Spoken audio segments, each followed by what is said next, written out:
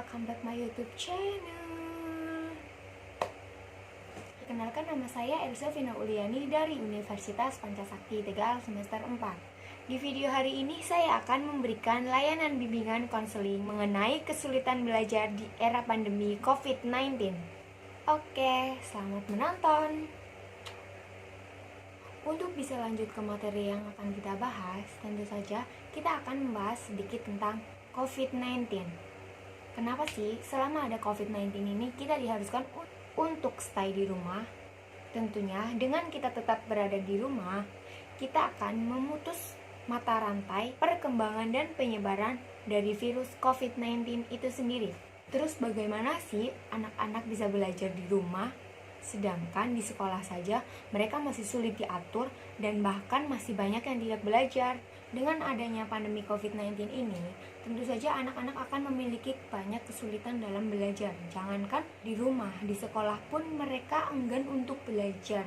Namun, di era globalisasi yang seperti sekarang ini, kita memiliki banyak cara untuk bisa mempelajari dan mendapatkan pelajaran, terutama dengan menggunakan internet. Sebagian besar anak zaman sekarang itu memiliki ponsel atau telepon genggam. Bisa kalian manfaatkan untuk bisa belajar dengan mencari informasi-informasi tentang mata pelajaran yang kalian akan pelajari. Kemudian, biasanya kendala yang akan muncul adalah tidak adanya jaringan, misalkan kehabisan kuota atau yang lain-lain. Dengan demikian, kendala tersebut akan menjadi alasan untuk si anak tidak belajar. Namun, kendala tersebut bisa diatasi dengan yang pertama, bicarakan langsung dengan orang tua. Dengan kita berbicara kepada orang tua mengenai mata pelajaran yang akan kita pelajari menggunakan handphone tersebut, maka orang tua akan memberikan ringanan dengan memberikan uang untuk membeli kuota. Selanjutnya, kita sebagai orang tua harus lebih beri perhatian lebih untuk anak-anak kita, apalagi anak-anak yang masih duduk di SMP dan SMA. Kemudian, kita sebagai anak juga harus lebih bisa mengatur waktu dalam bermain, belajar, dan mengerjakan tugas. Mengenai kesulitan belajarnya itu sendiri, biasanya si anak ini akan cenderung lebih tidak memahami apa yang disampaikan oleh gurunya. Misalkan dalam belajar mengajar itu biasanya dengan kendala internet atau jaringan yang lalat itu akan membuat kita kurangan informasi atau lambat informasi. Jadi informasi yang kita dapatkan itu akan terhambat.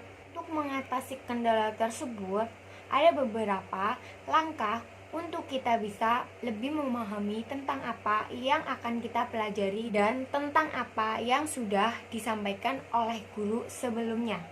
Langkah yang pertama, dengan membaca ulang pertanyaan atau pernyataan yang disampaikan oleh guru atau informasi yang didapat dari teman-teman kalian. Yang kedua, jika dengan kita membaca berulang-ulang, kemudian kita sama saja tidak mengetahui apa maksud dari pernyataan atau pertanyaan tersebut, kita bisa menanyakannya langsung kepada sumber informasi tersebut, misalkan kepada teman atau kepada guru yang bersangkutan. Yang ketiga, mencari sumber lain.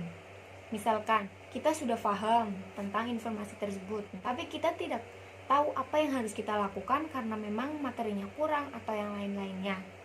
Kita harus mencari sumber lain, misalkan kita bisa mencari di internet. Manfaatkan sarana belajar yang ada semaksimal mungkin, guys.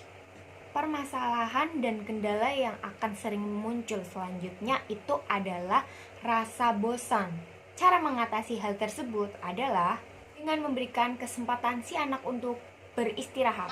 Sekian dari saya. See you next video. Bye-bye.